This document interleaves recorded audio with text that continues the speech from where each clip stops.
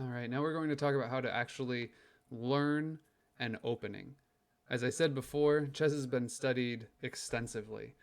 And so there have been many people who have created books of openings where they look at every single possible move from a certain line or series of moves, and they look at here's what the opponent might do, here's what you can do in response, here's the ideas that this opening is trying to create. That is also far beyond the scope of this course. This is designed to get you from zero to playing and really understanding those more in depth discussions. If you want to jump into learning and opening, there are many resources available. There are a few series of wonderful books. There's one called Grandmaster's Opening Repertoire that each book walks through moves. For instance, there's one book, it took two parts. Each one is over 400 pages that is just the move d4 and all of the possible openings that come from that. For me, it's easier to see the pieces move or to work through a book with a chessboard in front of me and follow along. Some various YouTube channels that I've found that I've really enjoyed, I'm just going to show now. I don't necessarily know how to pronounce this one, but I do know he's extremely popular with over 1 million subscribers. So this one I found very useful. He's very informative. Gotham Chess is another extremely popular channel. I've found Eric Rosen, chess.com, and Chess Pathways very useful. So those have been good for me. Also, like I said, some of those books may help you. You don't have to jump all the way in. You don't have to read 400-page books to memorize an opening. All of that really is if you're trying to very seriously play chess and be an extremely solid tournament player, which most of us are not. If you want to, I would recommend learning one opening, maybe 3 to 5 moves. Both of the games we showed earlier, the opening was 5, 6, maybe 7 moves. One, usually I recommend players who are just starting to learn start with e4 if you're playing the white pieces, and then learn how to counter e4 if you're playing the black pieces. A very common, simple opening to start with for white is e4, e5, knight f3, knight f6, bishop b5. I'm sorry, this was knight c6. Bishop b5. Now, this is called the Ruy Lopez opening, and it accomplishes what we talked about earlier, where if they don't defend this pawn, I can swap these pieces. Say they do this. I can swap this bishop for this knight. They'll take back, and then I win this pawn in the middle. Now, there's a lot more to it than that. For instance, because I took with the b pawn instead of the d pawn, it means that I got to take this. The black player actually wants to take with the d pawn. It allows them to protect their pawn. That's again way past what this class is about. But even just knowing that much gives you a solid start to your opening. You've got this far, you castle, there. You develop some pieces, you got a piece in the middle, and you castled. And then the rest of it, you can now get into your middle game. So that's just one place to start.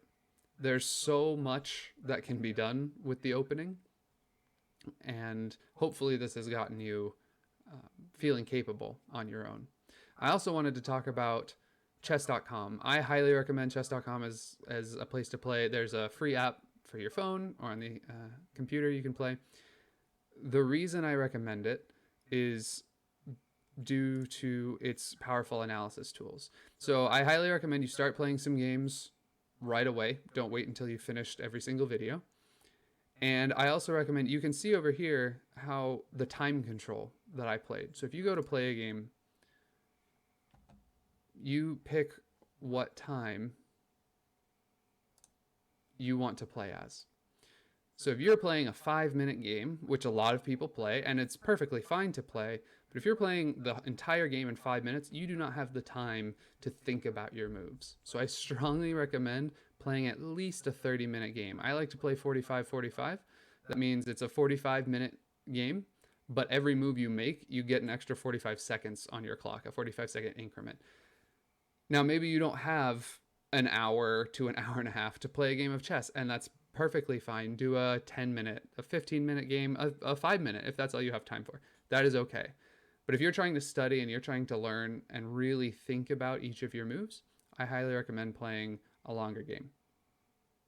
Also, if you go to your archive, if I go to my archive, this is another reason I recommend.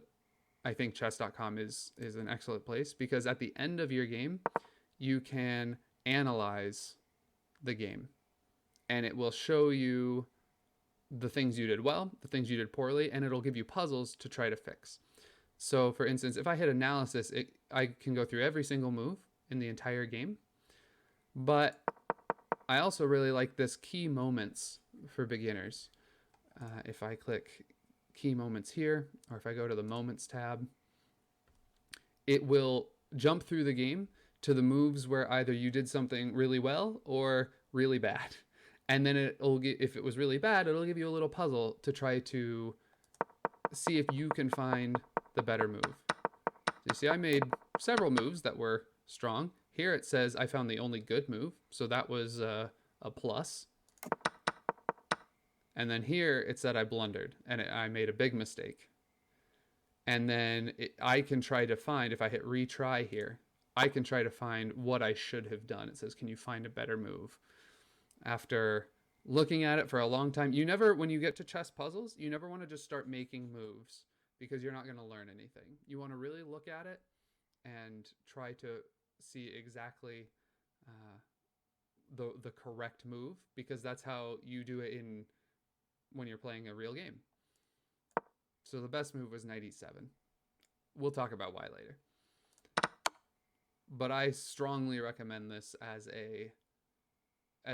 the place to learn, to play longer games and to make sure you analyze every single one of your games. Another thing you can do, if you really are playing 45-minute games regularly, is to notate your games.